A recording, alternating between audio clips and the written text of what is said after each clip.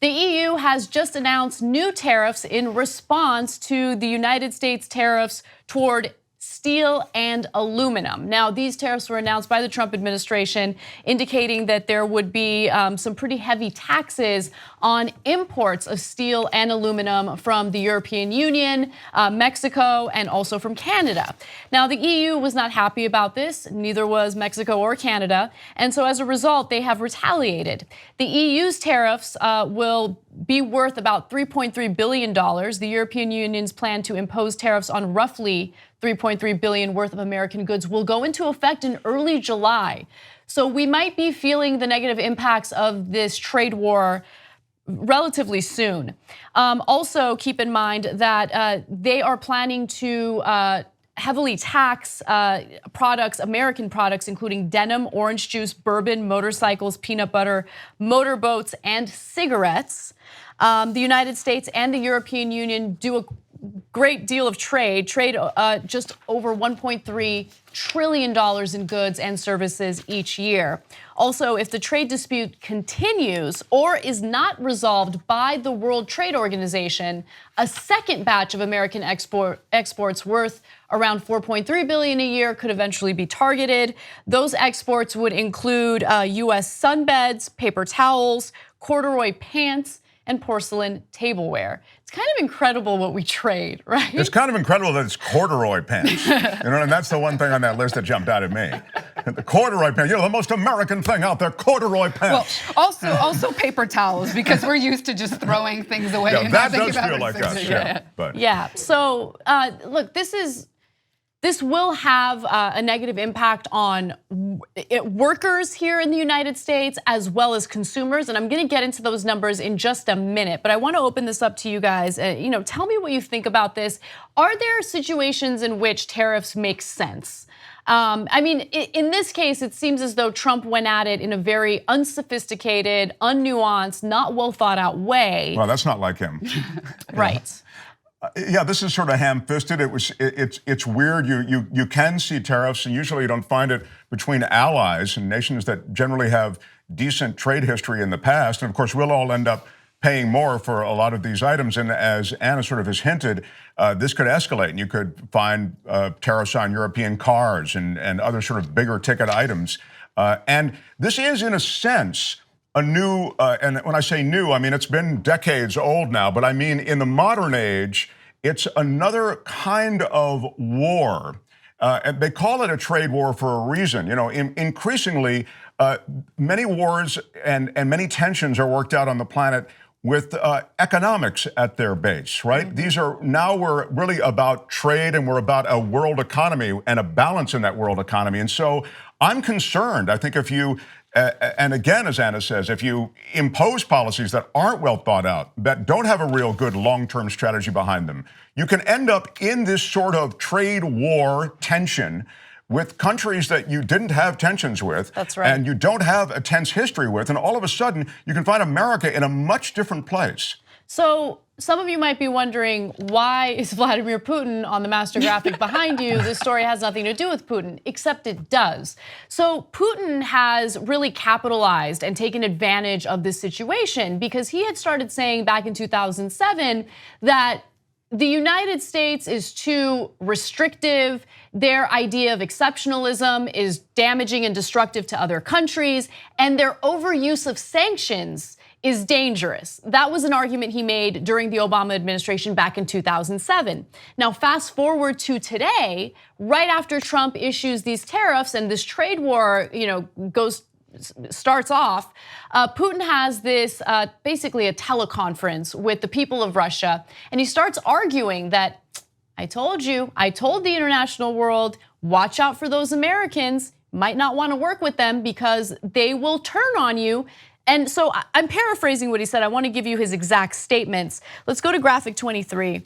Putin likened the tariffs that Washington imposed last week on steel and aluminum imports to economic sanctions. Now, mind you, these tariffs affect our allies. So the way he's framing it, in my opinion, is actually pretty accurate. Yeah. And it essentially messages to the world, hey, if you're a US ally, you might get sanctioned in the future, right?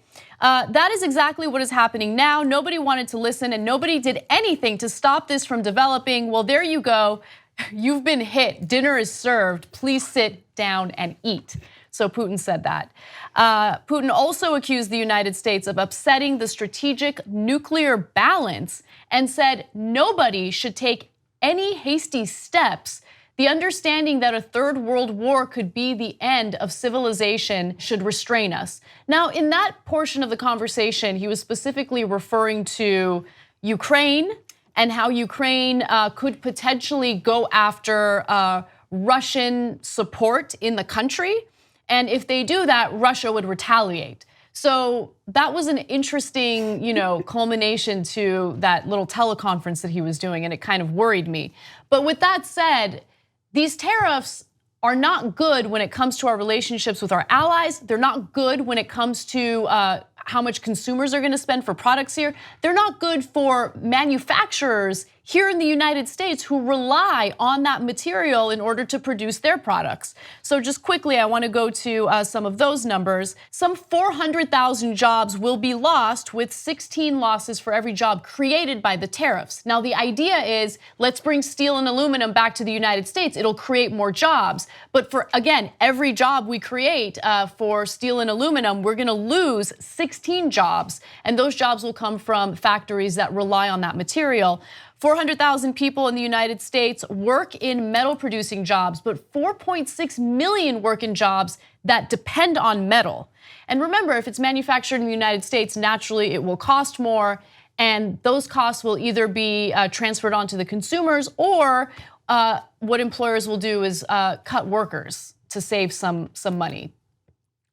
Right. I wrote a lot down. Yeah, there's a lot going on. Yeah, there's clearly a lot going on. I'll just start with some of the Putin stuff because, he's talking about setting the table and your table is served. He's also very self-serving. Of course. Because clearly inserting Ukraine into this conversation between US and the rest of the world and what tariffs would mean and look like to the balance of the world economy, we know why you put Ukraine in there. Right. And then it comes a week before the World Cup, which is the convening of all these nations in Russia. And so it's a little bit of promotion for him. And also, number 3, Putin is backing this guy very heavily. So he's trying to play both sides. And going back to this guy, this imbecile, it does sound like he's the middle school student body president and heard about what was happening with steel and then said, guess what?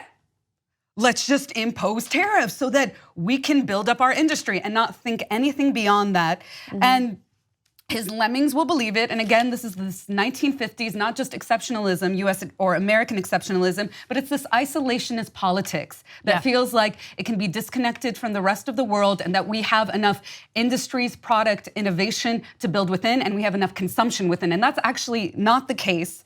And not lastly, but another point is that okay, I want to see how much tariffs Mexico is going to put on the Trump suits that they make over there, and then see if anybody in the U.S. are going to buy them. But really, I do actually want to see. We had this discussion about agribusiness in the U.S. and how highly subsidized that is, because those are the other products that are going to come next, which is agriculture. And our subsidized corn industry is what has devastated Mexico's economy and its indigenous farmers. It's farmers that grow corn, rely on corn, and can't make corn to compete in their own market with U.S. corn that's so heavily subsidized it undercuts their own products. They're the ones that are trying to migrate into the U.S. So, maybe that saves them to some degree. But lastly, we were also having this really amazing discussion about how there isn't any free market in America. And we all just buy into this illusion that companies and corporations just interact on the world stage in a fair playing field. But that's not the case. These governments are helping each other, helping the corporations out. And the only real debates between Republicans and Democrats are which sort of folks are they willing to help out? Are they willing to help out corporations, or different types of corporations, or really, really, really left-wing Democrats who say, no, I want to subsidize people in this country? Right. Right. And let me guess, very corporations, they want to help out. Very few of those left-wing politicians want to subsidize people. Right, You're right. super, yeah. And by the way, just to clarify, in case there was any mistake, when the argument is made on this show that there's really no free market, it's not the argument that right-wingers make, which is there's too much regulation. No, there is actually a lack of regulation, which leads to monopolies in the country, which leads to the government propping up certain industries, like energy industries, for instance, or telecommunications companies, allowing antitrust regulations to fall by the wayside while these huge corporate buyouts happen. So those are the issues that really destroy a true free market. And it's pretty devastating. Look, we'll see how this all plays out. There are small farmers, real small farmers. I'm not talking about massive corporations who present themselves as farmers, who will be hurt by what the Trump administration is doing. And those people have, I'm generally speaking, supported Trump. And so we'll see how this all plays out. I don't want anyone to suffer economically more than we've already suffered economically. But the way he's gone about these tariffs has not been well thought out. And that's not to say that their tariffs are always bad. It's just that you have to really think about the cost-benefit analysis, and it doesn't seem as though he did that in this case. Last thing, because sanctions were mentioned here. Remember that Vladimir Putin is a heavily sanctioned leader of a heavily sanctioned country. The sanctions under Obama that came toward Russia were largely because of human rights violations. Putin is not a nice guy, and he has journalists killed. He has political opponents jailed and killed, and so there are a lot of sanctions that have more to do with that than the economics of things. But he's folded sanctions into everything because it takes the stink off the sanctions that are associated with Russia. So that's just the last sort of coda in all of this. That's why he uses the word sanctions. Yeah, that's a great point. And again, this is all self-serving for Putin. You're absolutely right about that. And look, this is my speculation, but he has been supportive. He has preferred Trump over Hillary Clinton, for instance, as the president. And I think part of the reason why is because Trump is not well fit to be a president. No, he's not sophisticated in any way. He has no sophisticated understanding of things. That's right. And so Trump's policies are playing exactly into the narrative that Putin wants to lay out for internationally. Right. And that's what concerns me. Like, he wants power over the United States. That's a very clear tactic, and I think that he's succeeding in that. I know you have to take a break. I love that you said that because formerly, Putin, of course, is the biggest bully on the block. But now, America, at least as cast by Putin now, in this new world order, if you will, they're the biggest bullies. Trump's the biggest bullies. His trade war, his militarism. Putin is playing Trump as the biggest bully in the world. And that's a throne that Putin was all too happy to vacate to Donald Trump. Right. So I love that you mentioned that, because Putin is trying to recast our impression of this country. 2 easy ways to follow the Young Turks. One is hit the subscribe button down below. Then you're a TYT subscriber. And second is ring the bell. And when you do that on YouTube, you're notified of our videos.